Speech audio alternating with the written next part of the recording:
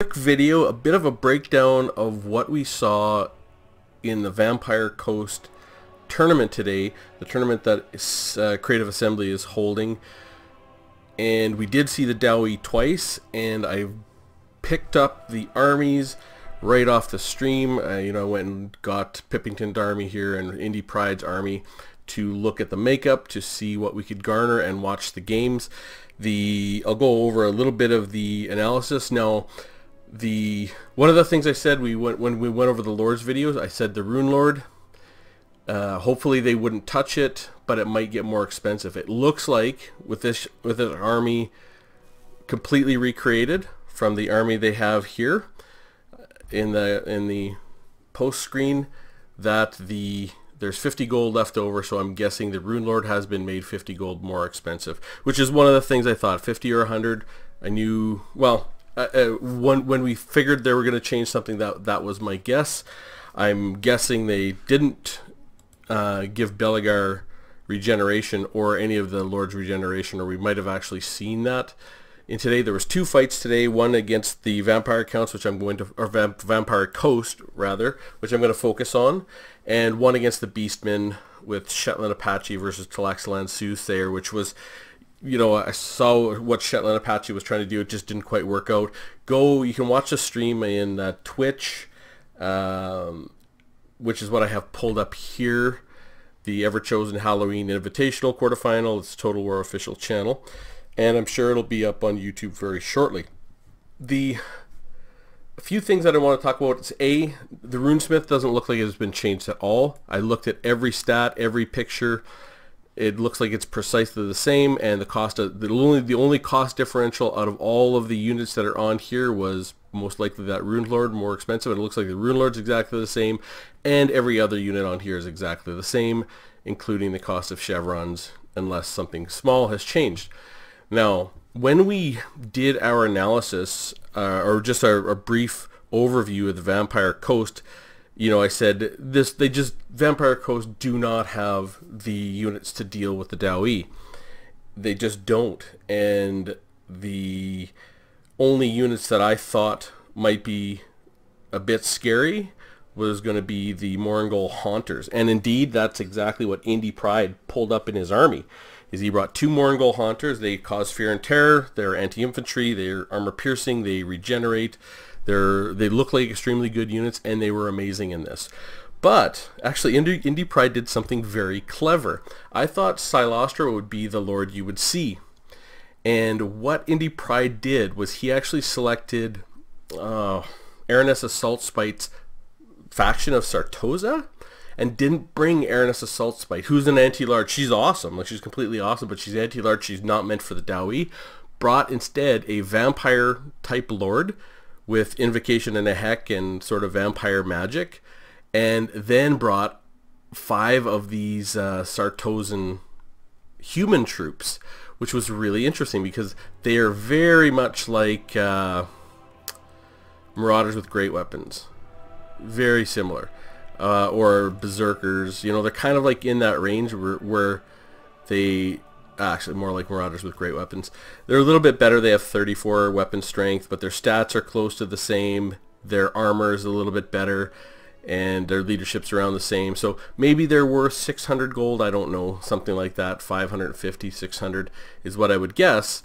But basically, that's how Indie Pride, and the game, this was a loss for the Dwarfs. If you hadn't seen it, go see it. The game was really good, really, really interesting. Like Indie Pride, it was just very clever because Pippington's a very good player, and Pippington's army is very good too, and I'll go over that. And it's good for a lot of reasons, but what Indie Pride did is he took, with the Vampire Coast, 0 ranged.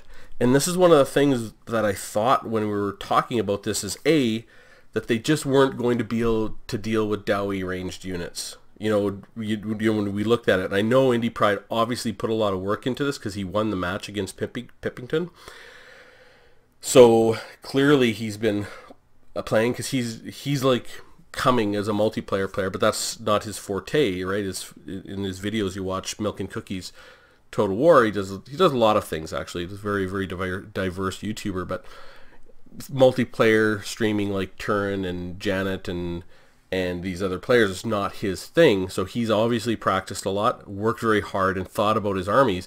And in the stream, Turin says he probably played 15 test training matches with Indie Pride to help him as well during the week. So I'm guessing that he really worked on this army, and you can see he put some chevrons in, or maybe they just got their chevrons, I don't know. But he brought 5 of the human troops, 2 of the Mongol Haunters, a cheap lord with the right lore of magic to heal some of these guys, and he brought 3 of the Mongol Haunters, the base units, and 2 of the abomination type of things. Now these actually were probably a poor choice looking at how the game went, and 3 Fellbats to muck up the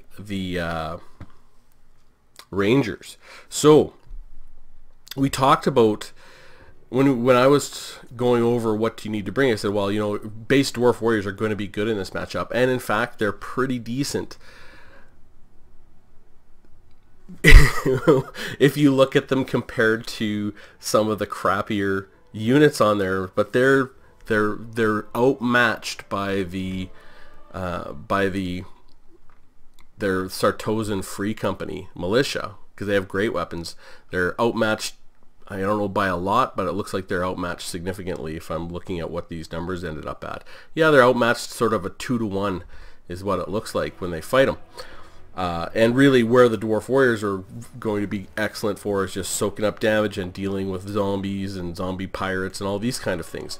So what also there's a mass Vanguard deployment, like holy crap, almost all of his units could Vanguard, which was really, really cool. Made for a very, very interesting battle. And really the Indie Pride almost lost. I think Pippington could have still won this.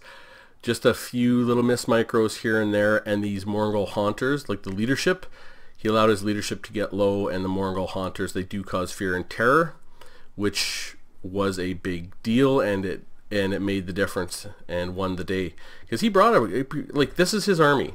He brought a good solid army, you know, 4 Dwarf Warriors, 1 with a 1 chevron, just to deal with chaff and the weaker infantry, send it out front, whatever.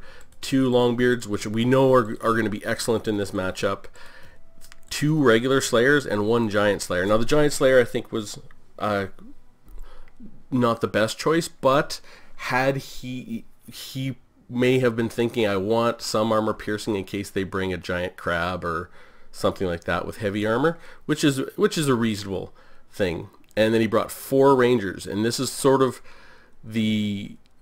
these guys didn't quite perform because they were the right choice, and you know, they just got mucked up and they couldn't be defended. And the Ulthar's Raiders with great weapons, which was another potential choice against crabs and the Necrofest Colossus, I don't know. And then 2 cannons on top. Like, I don't know if he needed this much armor piercing, but when I went over my video, I said I would just bring a rush build against them or some sort of stable build. Watching this battle, if you go and look at it, it is pretty clear that this is close to what the build should be. So, because he didn't lose by much in the end, there was only these, basically everything else was gone or routing, and it was just these 3 plus 1 unit of Mongol Haunters was almost gone. It was like, there was actually there was more numbers with the Dowie left, right? Like Indie Pride had only 113 left, and Pippington had 237. The Dowie leadership just cracked, and that was what won the game in the end. When you kind of yeah, if I go and just pick it up to here, see right before the end, you can see, like, there's very, well, you might not be able to see, it might be too dark on your screen because this is dark on my screen, but there was a lot of Dowie units left, but the fear and terror bomb of these Mongol Haunters, because they do cause fear and terror, was enough to get rid of some of these other units. So you know, very, very interesting. When I look at what some of the other builds I saw with Sartosa, the Dowie definitely can deal with Sartosa. This is probably this build of Indie Pride's. It was just really good thinking, and it's a clever build.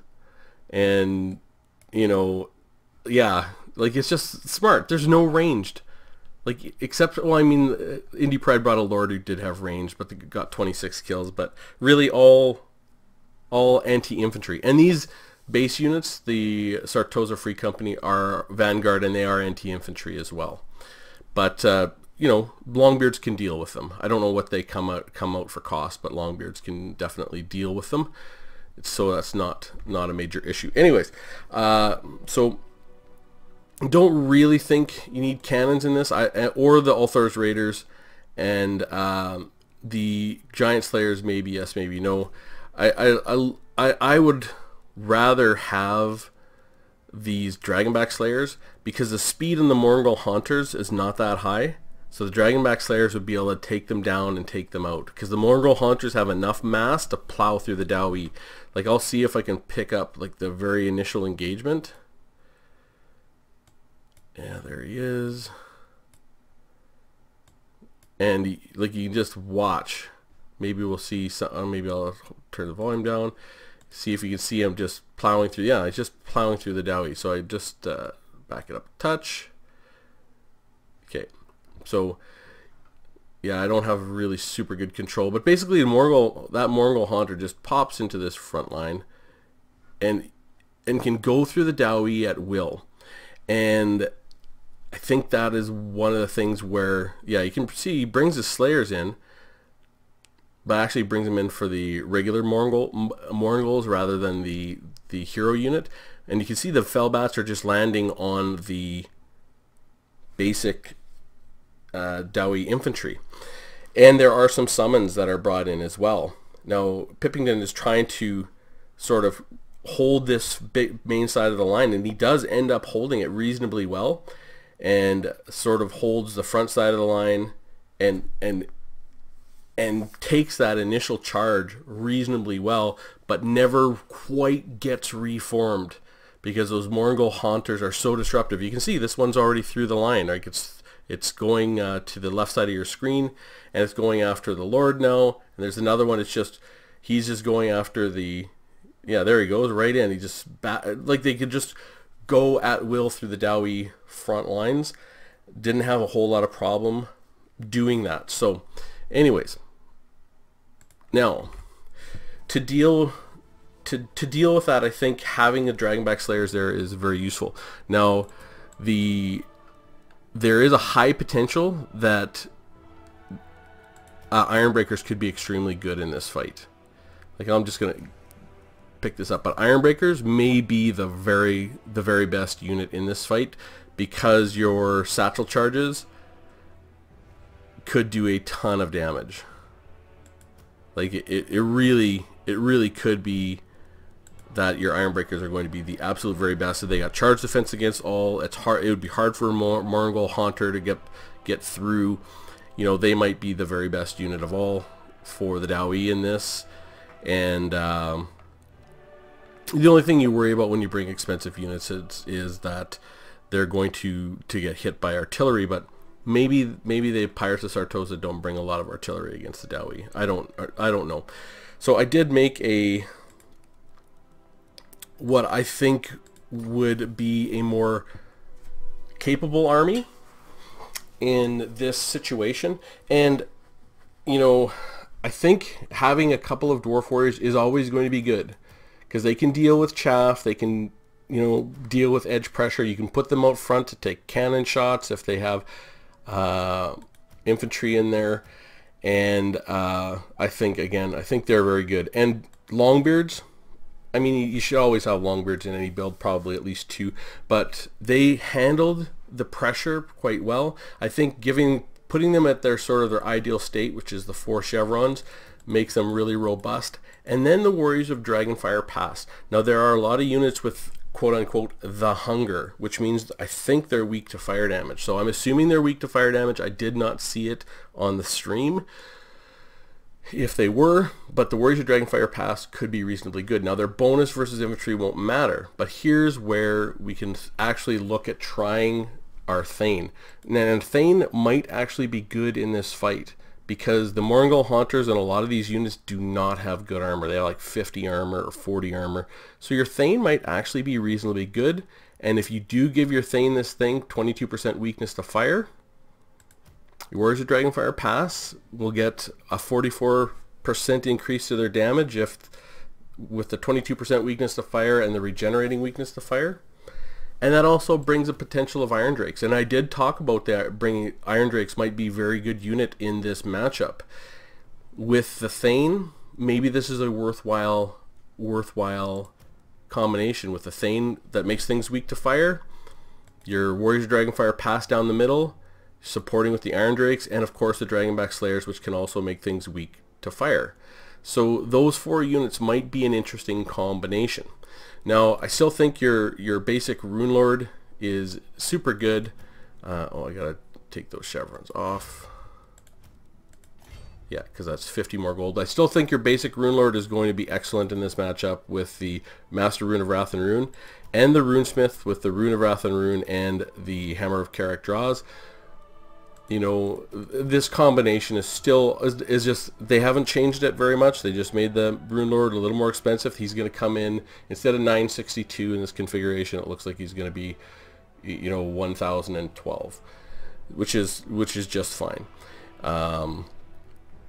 Now, I think these guys do need bodyguards, and I think having Longbeards with great weapons in the back, they're immune to psychology. One for the Rune Lord, one for the Runesmith is required because the Moringol Haunters are killers. They just are very, very good. And then having the extra Slayers in the background. Now, you at least, I think, should bring the Dragonback Slayers. You could look at replacing the regular Slayers with something else, for sure. Like, if you wanted to look at other types of units, I think that's very reasonable. Dragonback Slayers, I think, are a must pick in this matchup. And then the Iron Drakes, I think it's a fun unit to try. Here's the thing, they are anti-infantry. They do debuff leadership. This faction is a low leadership faction, just like other undead factions are. They cause fire damage. They have reasonable range at 80, but you know, they are anti-infantry. And then Bugman's Rangers. I wasn't quite sure if Bugman's Rangers would be that required in this, but after watching this fight, I think Bugman's Rangers are the ranged choice for the Dawi, just because they have that immune to psychology. They're not going to terror route, because there's fear and terror on the field. Plus, when they get swamped by Fellbats or zombie summons, they can defend themselves. And when they get out of that, they'll just start regenerating. So this liquid fortification is really big. I could easily see, you know, getting rid of a couple of Slayers, bringing in a couple more Bugman's Rangers for 4 Bugman's Rangers, and then maybe looking at some sort of change to this mix.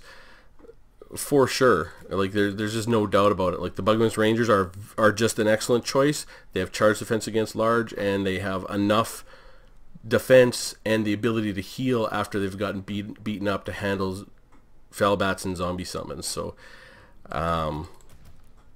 definitely. But the base Slayer is also really good, because if they do end up fighting against that Sartosan, even that Sartosan Free Company, they only have 30 armor.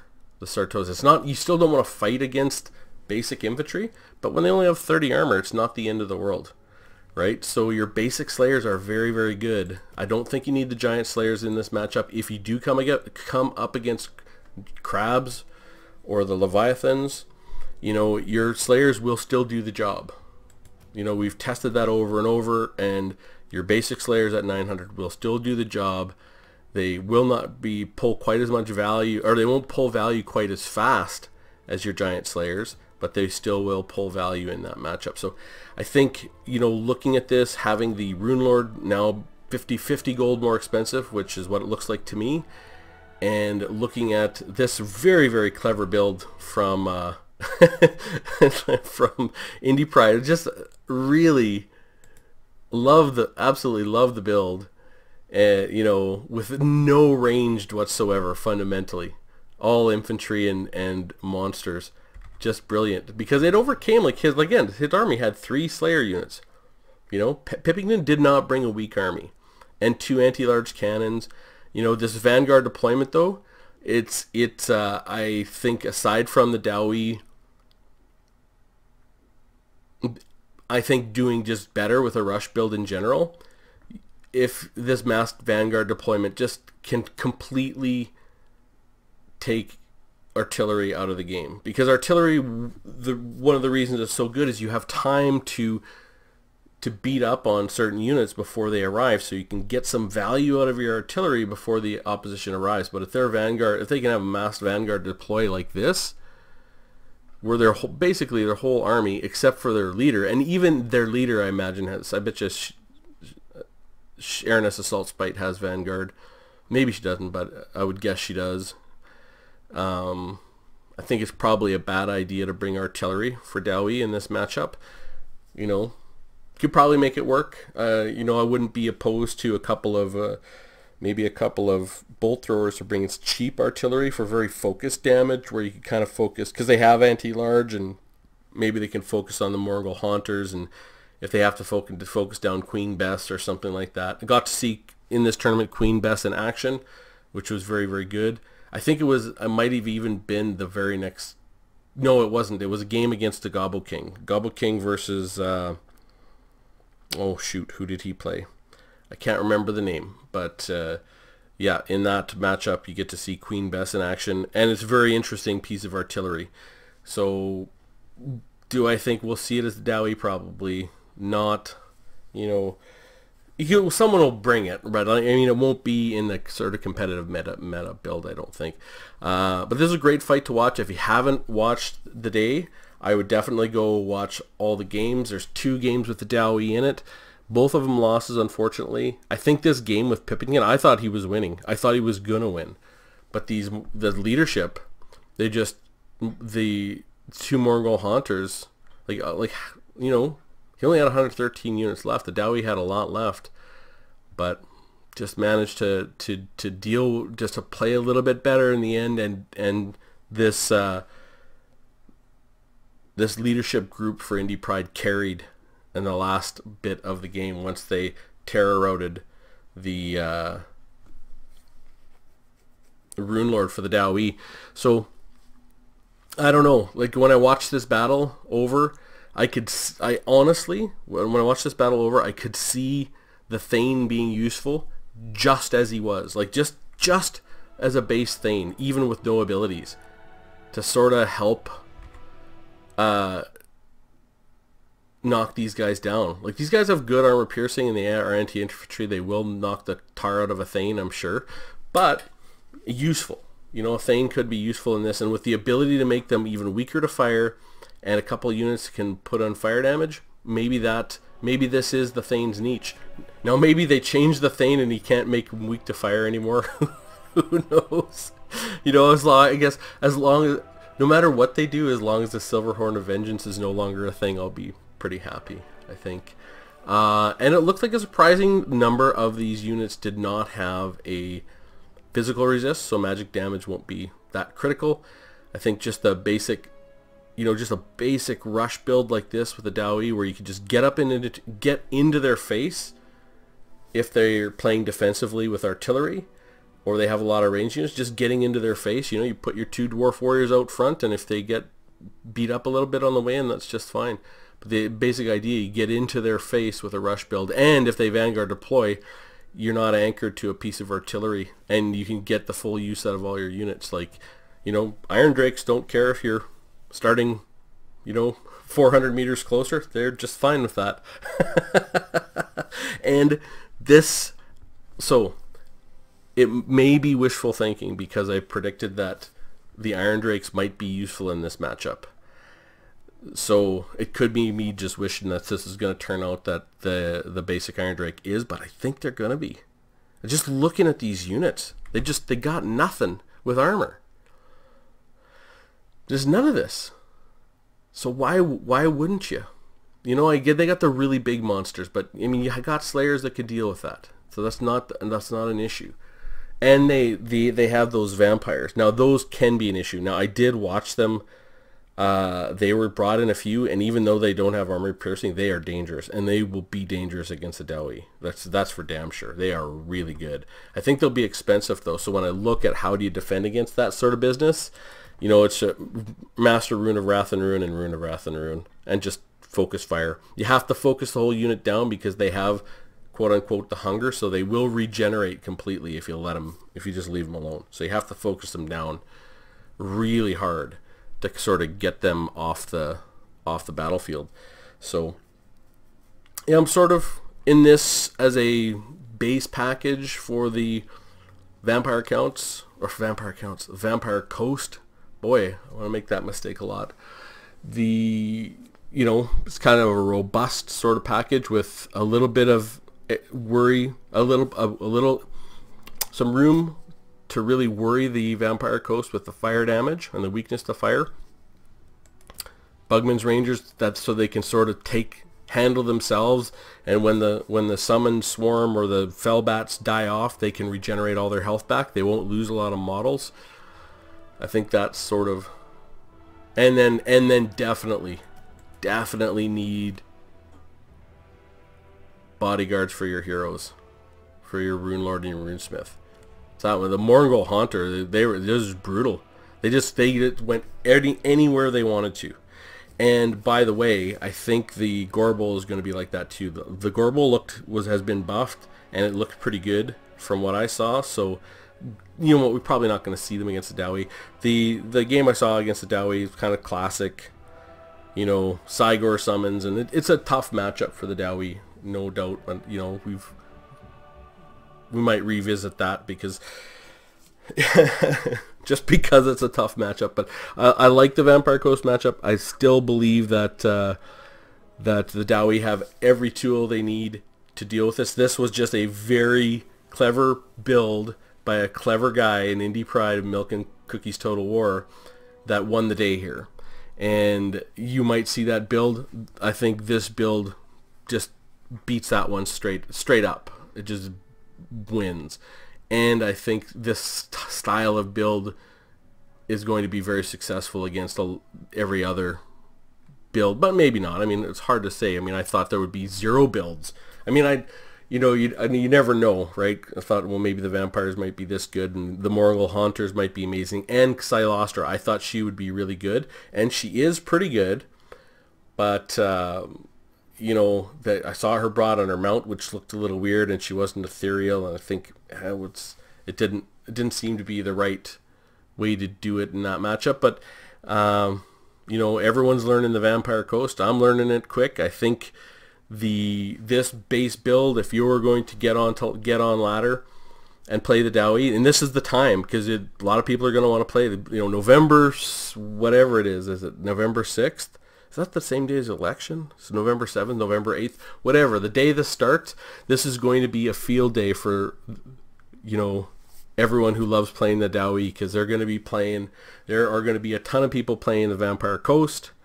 And, you know, take this out as your base build and tweak it from there. And maybe we'll learn a little tomorrow. Maybe we'll learn a lot as the patch notes comes out. But this is I think, a fundamentally solid build against the Vampire Coast from what I've seen so far. Even this really clever build by Indie Pride. And I'd love to hear from you if you watched it. It was actually, the first 3 matches were thrilling. Like, they were really good. And, you know, watching Sotek, he 2-0'd, who was he playing? Romulan Dog. He 2-0'd Romulan Dog. What a match. And, like, Romulan Dog's an amazing player. Like, he's top 100, world-class player. And Sotek 2-0'd him. And Sotek didn't 2-0 him by luck. You could see it by planning good builds and good play. And you watch those 2 games, I think this is Lore Master Sotek hitting the next level. If you watch, I love his channel. He's one of my favorite YouTubers because he goes very, very deep into the lore. And he analyzes things, and he's like, he loves the Lizardmen, and that's who he plays every time, just like me. And, well, not as much as me in playing where I only play the Dowie. He plays more than Lizardmen, but, you know, he's been improving a lot as a multiplayer player. I don't know what he'd be ranked at ladder now, but I saw he was up around 300, and you know, he just soundly beat a top 100 player in a tournament where it is a tournaments are high stress. You know, I played in one, and they are very, very high stress sort of events, and he did extremely good. I was very happy. It was an exciting match, right? Because he was the big time underdog in that match. So the whole day was great. I think the commentary and everything. So if you didn't see today, go pick it up, watch some of the highlights, and be there tomorrow. I would definitely recommend getting in there and watching it. It's going to be good. There's, you know, I think the clear favorite is got to be Talaxalan Soothsayer. Like he looked unbeatable today against Shetland Apache, who is a good player. You know, he just looked confident, calm, relaxed, and his build was solid, and you know, it was really good. Like, it's gonna be a great set of games tomorrow, that's for sure. So anyways, that said, hope you found it interesting. Love to hear your comments, and hope to see you tomorrow in the live chat. And other than that, I will see you soon.